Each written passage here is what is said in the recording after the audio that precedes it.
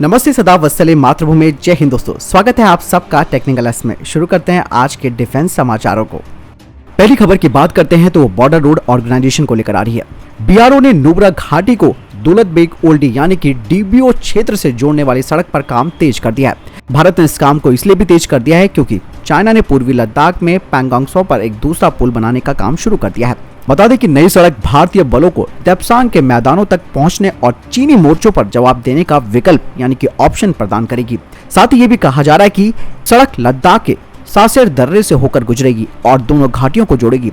यही नहीं, इसके अलावा इस काम में काफी तेजी आई है और क्षेत्र में निर्माण की गतिविधियां भी बढ़ गई हैं। यही नहीं दोस्तों, इसके अलावा आईटीबीपी और भारतीय सुरक्षा बल अपनी युद्धकालीन तैयारियों में सुधार लाने के लिए एलएसी के साथ साथ कई संयुक्त अभ्यास भी कर रहे हैं। सड़क के बुनियादी ढांचों को भी सेना द्वारा भारी रूप से उन्नत किया गया है। खारदुंगला दर्रे के साथ सड़क नेटवर्क को भी उन्नत किया गया है, जिससे लेह से चीन के मोर्चों तक पहुंच बढ़ेगी। दोस्तों, भारतीय सेना 7 और 8 जून को नॉर्दर्न कमांड में एक एक्सरसाइज करने की योजना बना रही है और इस युद्धाभ्यास में खुद सेना प्रमुख जनरल मनोज पांडे भी होंगे। बता दें कि पूर्वी लद्दाख में चीन भारतीय सैनिकों के साथ आंख मिचौली खेल रहा है। ऐसे में 7 और 8 जून को 2 दिनों के लिए सेना के लिए उधमपुर में उत्तरी कमान मुख्यालय में एक आंतरिक युद्धाभ्यास किया जाएगा।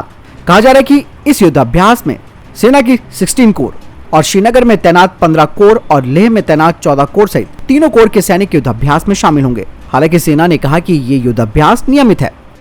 एक और खबर दोस्तों हनी ट्रैप को लेकर ही आ रही है। जोधपुर में सेना की एक सामरिक महत्व के रेजिमेंट में काम करने वाले 24 वर्षीय प्रदीप कुमार हनी ट्रैप का शिकार हो गए। एक महिला आईएसआई एजेंट ने उनको अपने प्रेम जाल में फंसाकर शादी करने का झांसा दिया और उस महिला ने अपने आप को ग्वालियर मध्य प्रदेश का रहने वाला बताया और दोनों ही व्हाट्सएप चैट, वॉइस कॉल और वीडियो कॉल के माध्यम से एक दूसरे से बातचीत करते थे। इसकी भनक जब स्टेट आईबी को लगी तो प्रदीप पर निगाह रखी जाने लगी। इस निगरानी के दौरान जानकारी में आया कि प्रदीप कुमार सोशल मीडिया के माध्यम से पाकिस्तानी खुफिया एजेंसी से संपर्क में है।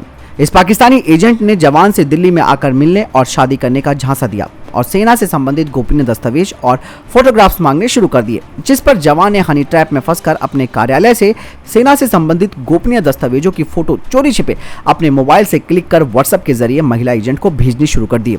बता दें कि ऑफिशियल सीक्रेट एक्ट 1923 के तहत इस जवान पर केस दर्ज कर इसे गिरफ्तार कर लिया गया।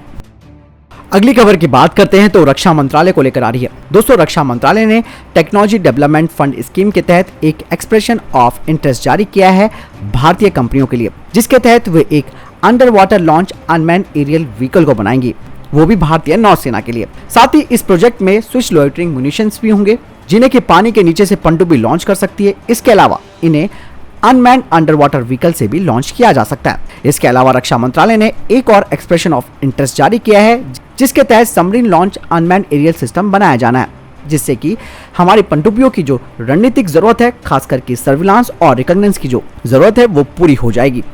बात करते हैं अगली खबर की, जो कि डीआरडीओ को लेकर आ रही है। दोस्तों, डीआरडीओ अब HSTDV के चौथे प्रोटोटाइप के लिए सिंगल कंडीशनिंग सिस्टम को खरीद रहा है।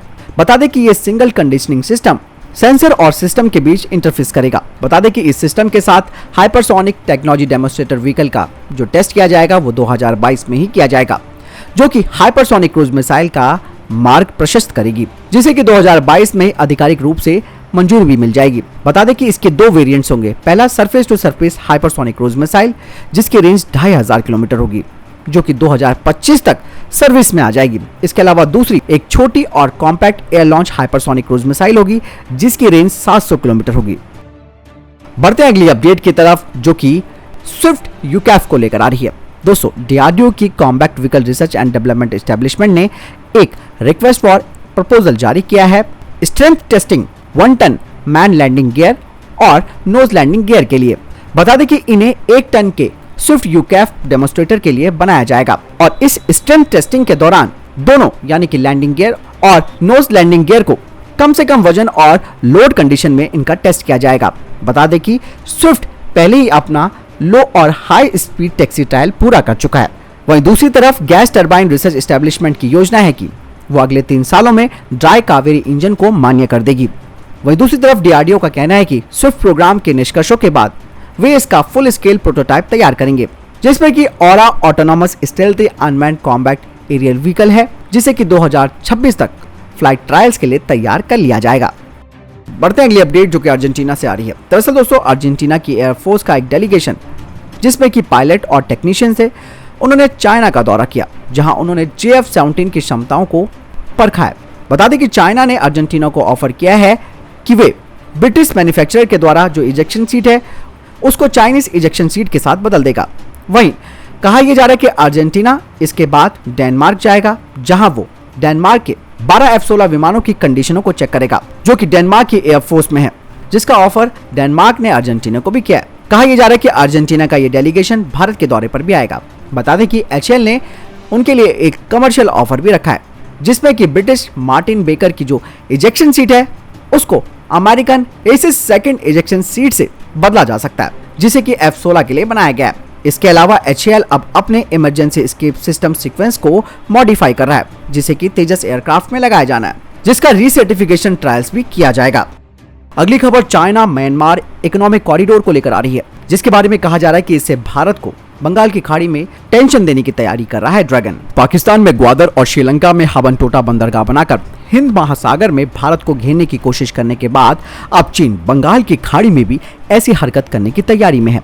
म्यांमार के बंदरगाहों पर चीन अपनी एक्सेस बना रहा है जिससे वो हिंद महासागर क्षेत्र में भारत को घेरने का प्रयास कर सकता है। एक रिपोर्ट के मुताबिक म्यांमार के यंगून पोर्ट से चीन के यूनान प्रांत के लिए कार्गो रन सफलतापूर्वक हो गया है। दरअसल चीन ने अपने बेल्ट एंड रोड इनिशिएटिव के तहत चाइना म्यांमार इकोनॉमिक कॉरिडोर का भी निर्माण किया है।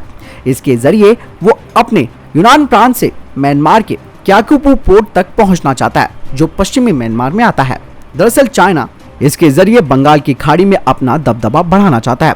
चीन म्यांमार इकोनॉमिक कॉरिडोर के तहत चीन कई परियोजनाओं पर काम कर रहा है। खासतौर पर इस कॉरिडोर के चलते चीन की नेवी यानी कि people liberation army navy Bengal की खाड़ी में भारत की गतिविधियों पर नजर रख सकेंगी। दोस्तों अगर ये कॉरिडोर बनकर तैयार हो जाता है तो इसका सबसे बड़ा फायदा चाइना को ये होने वाला है कि उसकी जो ऑयल शिपमेंट जो कि स्ट्रेट ऑफ मलक्का के जरिए होती है उसका एक दूसरा रास्ता उसको मिल जाएगा। दरअसल चीन लंबे समय से हिंद महासागर में अपनी पैठ बनाने की तो कोशिश कर रहा है और उसको मालूम है कि यहाँ पर भारत की स्थिति काफी मजबूत है और जो स्ट्रेट ऑफ मलक्का है वहां पर भारतीय नौसेना का पूरी तरीके से दबदबा है। ऐसे में एक नया और एक दूसरा रास्ता चीन खोजने की तैयारी कर रहा है। इसके अलावा चीन अपनी नौसेना को भी काफी ताकतवर बना रहा है। खुद अमेरिका की नेवल इंटेलिजेंस के मुताबिक 2030 तक चीन की नौसेना के पास 67 नए बड़े सरफेस शिप होंगे। इसके अलावा परमाणु क्षमता से लैस 12 सबमरीन्स होंगी। इनके जरिए वो आसानी से हिंद महासागर में अपनी निगरानी तंत्र को मजबूत कर सकता है। दरअसल चीन ने नेवी को लेकर एक बड़ा प्लान भी तैयार किया है। इसीलिए दोस्तों अब ये कहा जा रहा है कि हिंद महासागर में किसी भी वक्त 125 विदेशी जहाज हो सकते हैं। दिसंबर 2021 में नेवी चीफ आर हरिकुमार जी ने कहा था कि भारतीय नौसेना किसी भी वक्त चीन के 3 जहाजों पर नजर रख सकता है, लेकिन अब चीन की बढ़ती हुई हरकतों के चलते भारत को एक नई पॉलिसी की जरूरत पड़ सकती है ताकि ड्रैगन पर नजर रखी जा सके। यानी कि दोस्तों चीन म्यांमार इकोनॉमिक कॉरिडोर की भारत के लिए एक बहुत बड़ा खतरा है। इसीलिए भारतीय नौसेना को अब अपनी नीति को बदलना होगा और दूसरी तरफ भारत को जियोपॉलिटिक्स लेवल पर म्यांमार को भी काउंटर करना होगा। आपको क्या लगता है कि इस स्थिति से कैसे निपटा जा सकता है, खास करके म्यांमार को लेकर, क्योंकि म्यांमार वो कठपुतली है जो कि चीन को रास्ता देगी। आप मुझे कमेंट सेक्शन में लिखकर जरूर बताएं। अगली खबर की बात करते हैं तो वो क्वाड सम्मेलन को लेकर आ रही है। क्वाड सम्मेलन में हिस्सा लेने के लिए प्रधानमंत्री जापान जा रहे हैं। इस सम्मेलन का आयोजन टोक्यो में 23 से 24 मई को होगा। इस दौरान प्रधानमंत्री नरेंद्र मोदी 23 बैठकों में हिस्सा लेंगे, जिनमें से कि 3 राष्ट्र अध्यक्षों के साथ होगी। वे करीबन 40 घंटे तक जापान में रुकेंगे। क्वाड सम्मेलन में प्रधानमंत्री मोदी के अलावा अमेरिका के राष्ट्रपति जो बाइडेन और ऑस्ट्रेलिया के नए प्रधानमंत्री एंथनी अल्बनीज भी इसमें हिस्सा लेंगे। यही इसके अलावा प्रधानमंत्री भारतीय मूल के लोगों और जापानी सीईओ के साथ भी बातचीत करेंगे। इस क्वाड सम्मेलन का आयोजन ऐसे वक्त पर हो रहा है जब रूस और यूक्रेन के बीच भीषण युद्ध चल रहा है। कहा जा रहा है कि प्रधानमंत्री कई बिजनेस लीडर्स के साथ साथ कंपनियों के सीईओ के साथ भी बातचीत करेंगे। विदेश मंत्रालय ने बताया कि ये जो क्वाड सम्मेलन हो रहा है चारों देशों के बीच, इसका मेन मकसद है हिंद प्रशांत क्षेत्र के विकास और आपसी हितों से जुड़े जो वैश्विक मुद्दे हैं उनके बारे में जो विचार हैं उन्हें आदान प्रदान किया जाएगा। इसके अलावा मंत्रालय ने कहा कि नेता क्वाड की पहल और कार्य समूह की प्रगति की भी निगरानी करेंगे। साथ ही आपसी सहयोग के नए क्षेत्रों की भी पहचान की जाएगी और भविष्य के सहयोग को बनाए रखने के लिए रणनीतिक मार्गदर्शन और विचार प्रदान भी किया जाएगा। तो दोस्तों ये थे अभी तक के टॉप डिफेंस और स्पेस अपडेट। वीडियो के संबंध में कोई प्रश्न जवाब है, आपका कोई सवाल है, कमेंट सेक्शन में लिखकर जरूर पूछ सकते हैं। मिलता हूं नए वीडियो के साथ। चैनल सब्सक्राइब करना ना भूलिएगा। जय हिंद, वंदे मातरम।